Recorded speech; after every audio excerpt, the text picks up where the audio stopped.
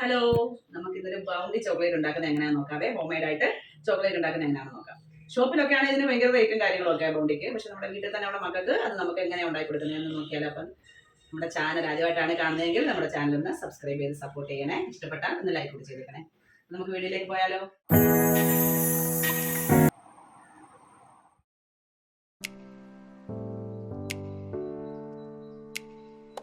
ഇതിന് വേണ്ടിയിട്ട് നമ്മൾ ആദ്യം കോക്കനട്ട് പൗഡറാണ് എടുത്തിട്ടുള്ളത്. ഇത് നമ്മൾ ഓൺലൈനിൽ നിന്ന് മേടിച്ചതാണ്. ഇനി അടുത്തതായിട്ട് വേണ്ടത് മിൽക്ക് മെയ്ഡാണ്. അതൊന്ന് പൊട്ടിക്കാം.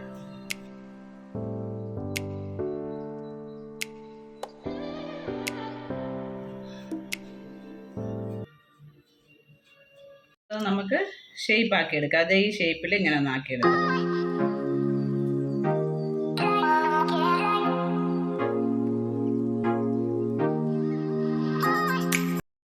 നമ്മളതെല്ലാം ബോളല്ല ഷേപ്പാക്കി എടുത്തിട്ടുണ്ട്.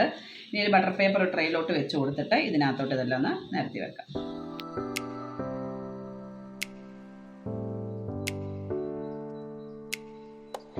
പിന്നെ ഇത് നമുക്കൊന്ന് റാപ്പ് ചെയ്യണേ. ക്ലീൻ റാപ്പ് വെച്ചിട്ട് റാപ്പ് ചെയ്തിട്ട് ഫ്രീസറിൽ വെച്ച് കൊടുക്കും. എൻ്റെ കയ്യിൽ വീതിയുള്ള റാപ്പില്ല, അതുകൊണ്ട് ഇത് 1-2 തവണ ചുറ്റേണ്ടതായിട്ട് വരും.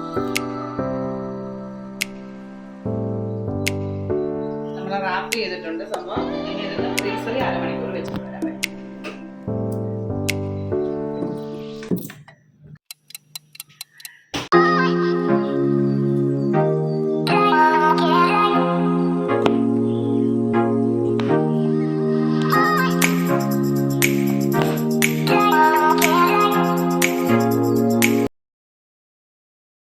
നമ്മൾ ചോക്ലേറ്റ് കട്ട് ചെയ്തെടുത്തിട്ടുണ്ട്. വാനിലയുടെ ചോക്ലേറ്റ് ആണ്, മിൽക്ക് ചോക്ലേറ്റ്. അത് കട്ട് ചെയ്തത് ഒരു ഡബിൾ ബോയിൽ ചെയ്തെടുക്കുക. അതിനൊരു ബൗളിലോട്ട് മാറ്റി കൊടുത്തിട്ടുണ്ട്.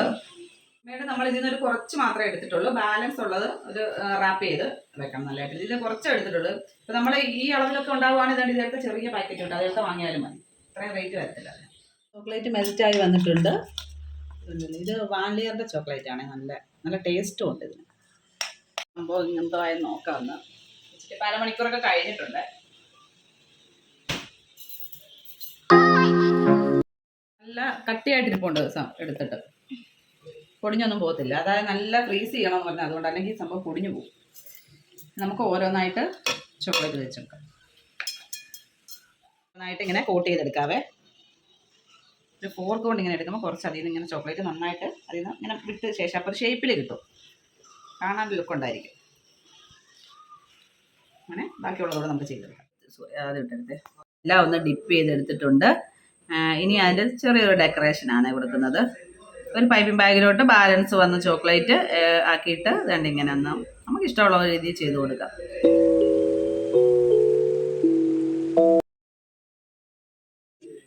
അപ്പോൾ ഇനി ഇത് നമുക്ക് കുറച്ച് നേരം കൂടെ ഒന്ന് ഫ്രീസറിലോട്ടൊന്ന് വെച്ചിട്ട് കൊണ്ടുവരാവേ.